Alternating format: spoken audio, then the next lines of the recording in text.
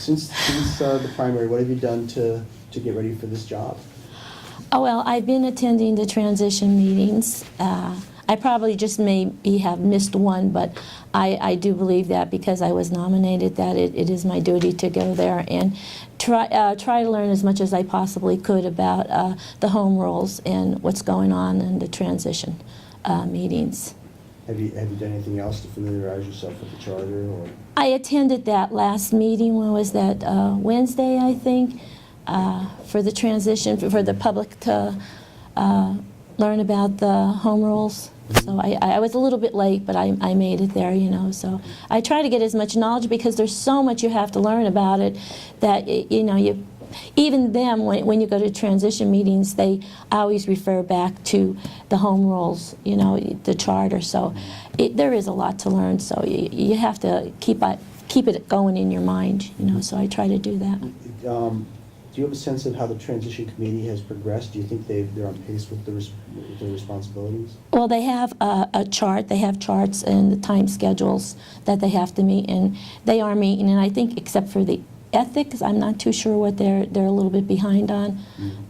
But yeah, I think they're all doing a good job. You know. Do you have any concerns about any of the actions they've taken?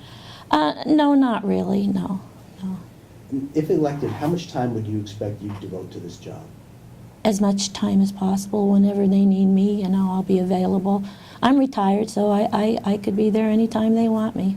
Do you imagine how much time that could be per week? Well, no, probably a lot, because you're going to have to cover a lot of issues and a lot of problems. So as much time as they want, I'm available. Do you think council people should, once elected, they should be spending any, have a presence in the courthouse or county facilities on a daily or weekly basis, or should there be some other way that they get in touch with the public or county workers? Well, really, you're supposed to stay out of day-to-day operations. That's up to the new county manager that we're going to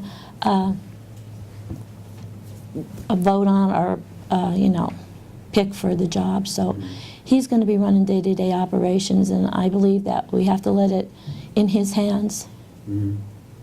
So how would you be accessible to county workers or the voters? How would you make yourself accessible? Well, I would be at the meetings, and I would be hoping that maybe we can open a headquarters or something, you know, for the general public to be able to get to come and talk to us and express their issues and their views on things, you know. And if they want to call me on the phone, I'm available, you know. And anything I could do to be available to the public, I will do. But I would like to see a headquarters for, you know, like I guess that's what you would call it, a headquarters for the council candidates to have. That way you can all be there at certain days so people can meet us and you know, express their feelings and views. Be accessible to the taxpayer and the voter, the residents. I'm sorry. If serving on council, would you vote to approve the appointment of a relative to a county authority, board, or commission? No, we're not supposed to do that. They're not. That's supposed to be out. That's a no-no. Do you have a skill area of expertise that you would bring to the council, budgeting or legal background, experience in contract negotiation, something like that? I have worked with the unions on negotiating contracts for the United Textiles. I served on the negotiating committee, and I did take the business course in high school, and I have some knowledge of that.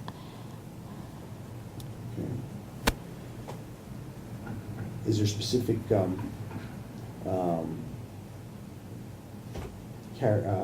sorry, cover that. Do you have a specific suggestions for where Luzerne County might reduce its spending or save money, or ways to increase revenue? Oh yeah, I got a lot of input when I was on I did 100, right now it's 130 different events, different ways to get to the voter and meet them, and everybody has given me input. And I have input from the citizens, and it says, to reduce debt, hold the line on taxes, sell county-owned real estate, Valley Crest to County Juvenile Center, Moon Lake to Profit Center, look at other parks for profit, If not done, combine debt and refinance. Rent county-owned buildings, line items in budget justified, monthly budget reviews, proactive reconciliation, stay on top of cost. Parkades to profit centers, eliminate waste, look for opportunities in offices, lighting to low watt bulbs, equipment off when not using, motion lights work very well with the electrical supplier, and motor pools for cars, justify better gas mileage cars, electric cars, lease not by items, cars, computers, employees incentive programs, same, I'll give you a list of this one if you want to copy it. Save money or cost avoidance rewards, healthcare rewards for good habits, extra costs for bad, smoking, overweight, blood pressure, cannot discriminate. Timberland, new forest, turn roads over to the state, turn parks over to the state, increase tax You don't base. need to read the whole list. Or Well, I'm finished. do you have an idea how to do any of those things, how to accomplish some of those things? Well, And do you agree with all of them? yeah. Anytime you get input from the citizens when you're out on the campaign trail, and I try to write everything down that they give me, I have a little book, and you look at it and you see if you can make this work, you know. For example, some people might say timberland to raise revenue, but some people say we don't want you to cut the trees down. You could do selective cutting, because I already had that done on my. You take the old big lumber, timber, you know, the trees out, because the wind's going to blow them over anyway. You leave the new ones that are growing grow, but you just do selective timberline, and you will make some money on that. You will. I'm just saying some people won't want to take down any. So Well, it would benefit the forest, because these trees are going to blow over and they'll knock other trees down. They'll go on, if there's buildings around, they'll go on them. It will benefit the forest lands. my point is that on all those issues, there will be people that are on either side of them. Yes, You don't of necessarily course. agree with all of them. So let me ask you that. How do you resolve that? How do you as a council person resolve that when you seem to be an advocate for taking down, just as an example, I'm not saying you want to take down trees, but you say that's a good thing, and I'm a constituent who says, I don't want you to do that. I'm a taxpayer, I don't want you to do that. How do you resolve that? Because I want to be heard as well. Yes, yes. Well, you would take a vote on council. I'm just one person, so, I mean, I can't just go say, do it. You know, will be 11 members there, so we would have to, you know, work together and see if it would benefit us, you know. Have you explored any of those areas specifically to see how much money they would raise or how much money? No, they would not save? really, no, because I just wrote them down because I figured it would be a good idea. I could probably go and do all of this when I have a little free time.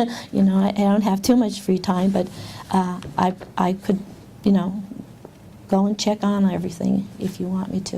Well, no, it's up to you. Yeah. But regarding the county workforce, what do you think is a reasonable fringe benefit package for county employees? Things such as sick days or vacation days?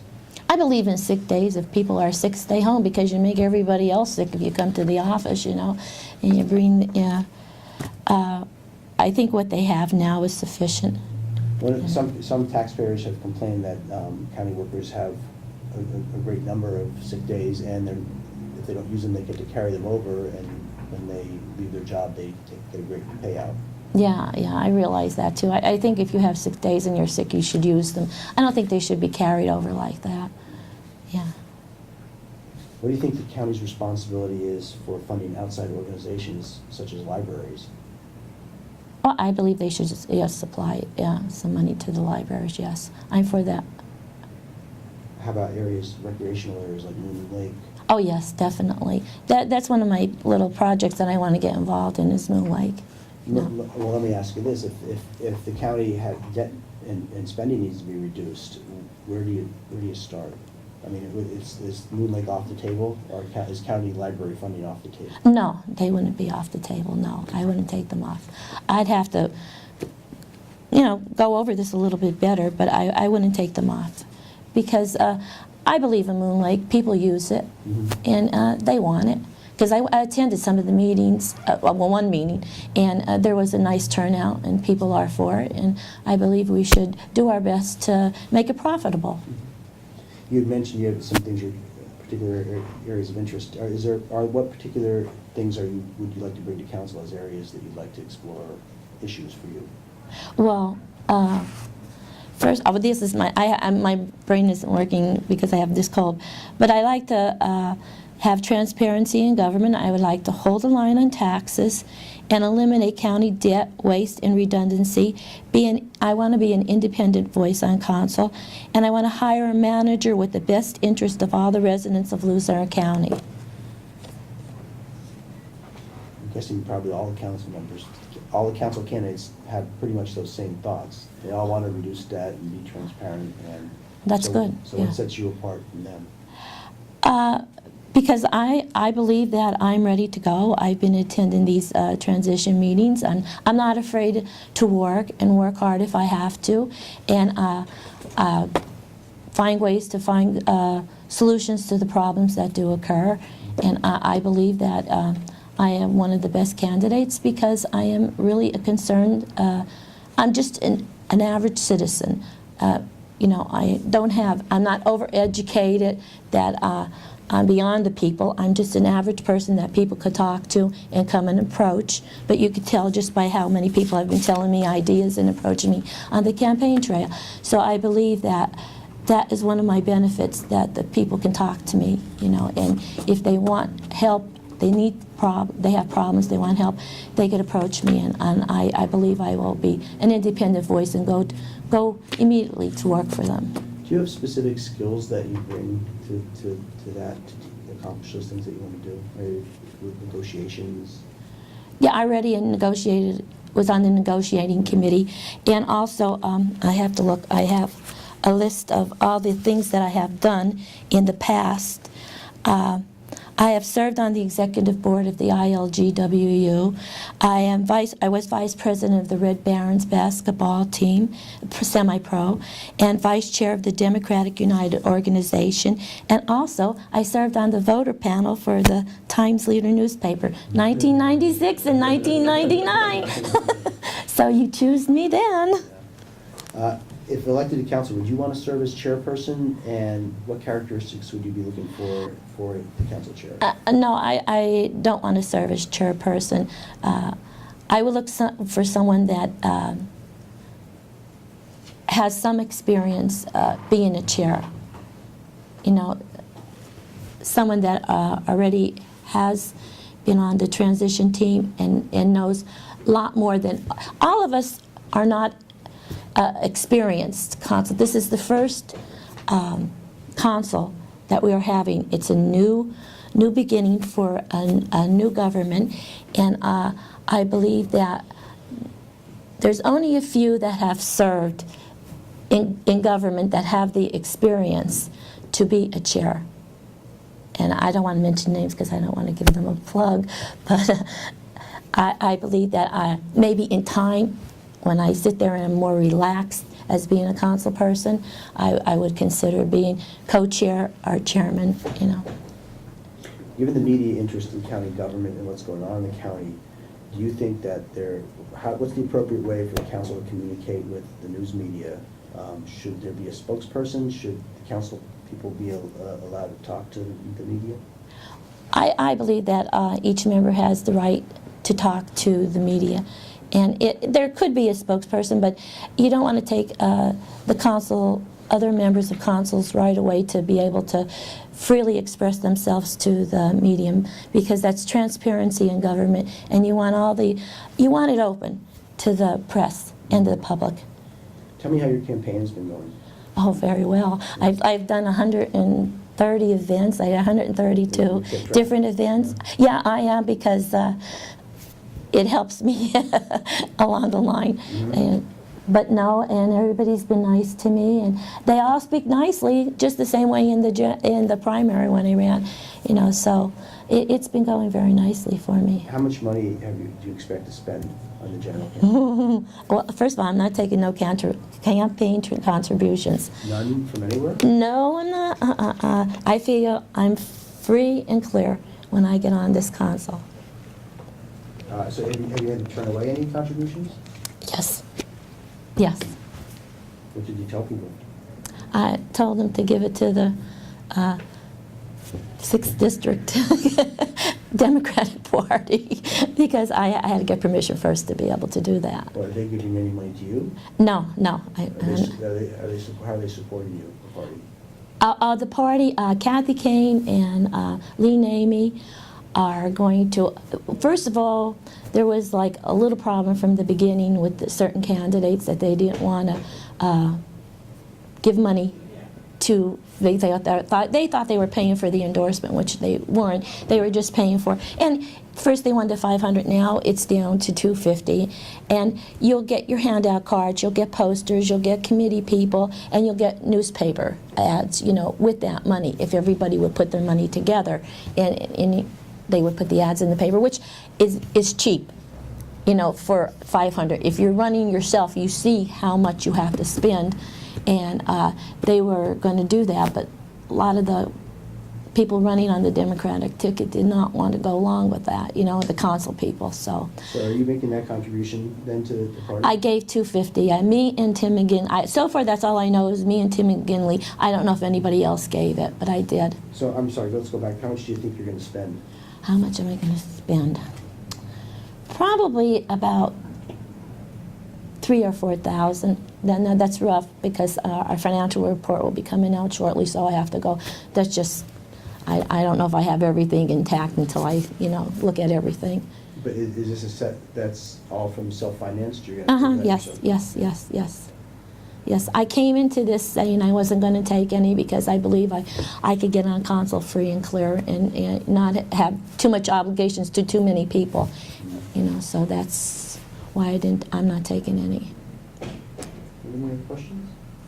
Jen? Alan? Are you forming any kind of coalitions with other? Are you working with any other candidates as a coalition or working together?